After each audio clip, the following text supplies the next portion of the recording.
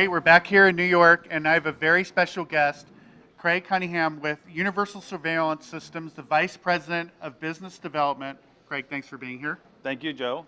And so, since we have you, we'd like to ask you a couple of questions.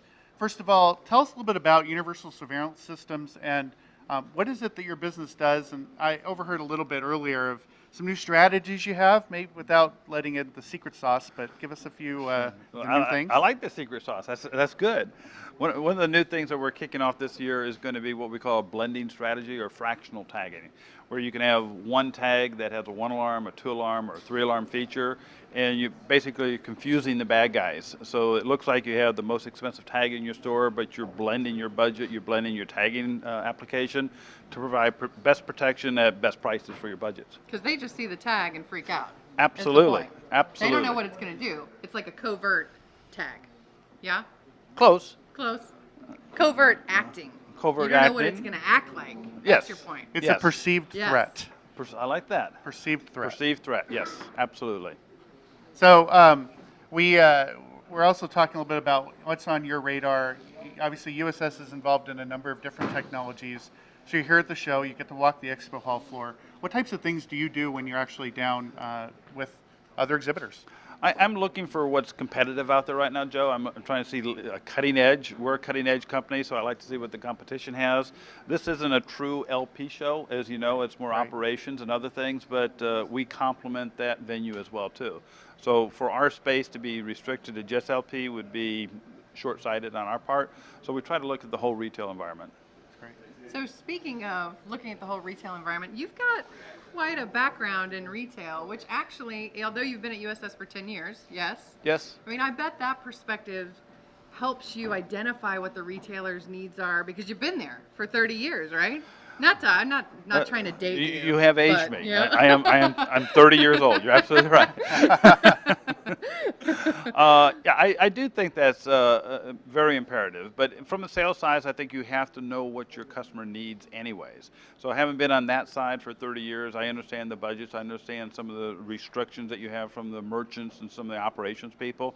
So when I'm working with the client, I try to understand what their true needs are going to be and then complement. I don't want to sell them something that they don't need. I need to understand what their needs are, and then help them benefit their job.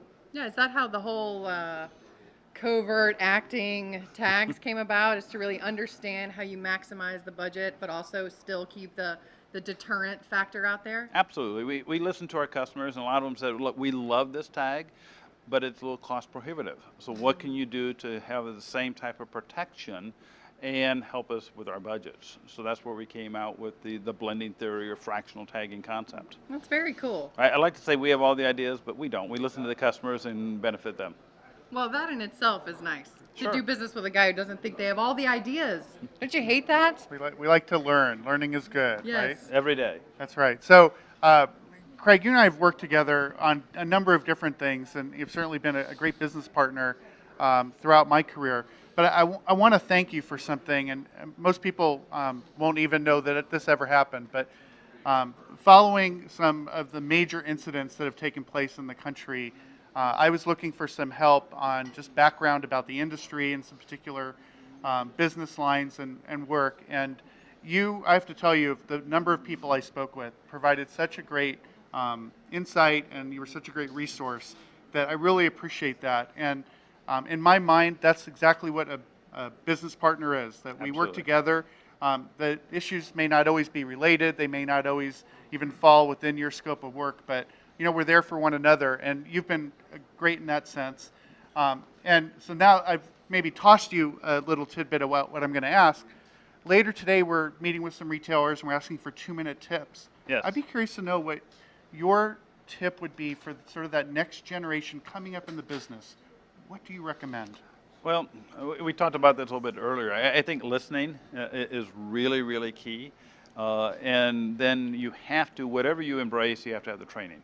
Because, as a VP of LP or a VP of business development, you can sell somebody something, but if they don't know how to use it, they don't embrace it, they don't understand it, or they don't understand why they need to do it, it's going to fail. They won't have the ownership to the product or the program or the industry that you're trying to provide.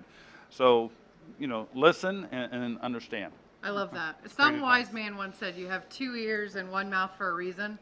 I But like that. with that, we're gonna have to throw it back to Gus. But I've got one last hard-hitting question. Yes. You're a Facebook fan, yes?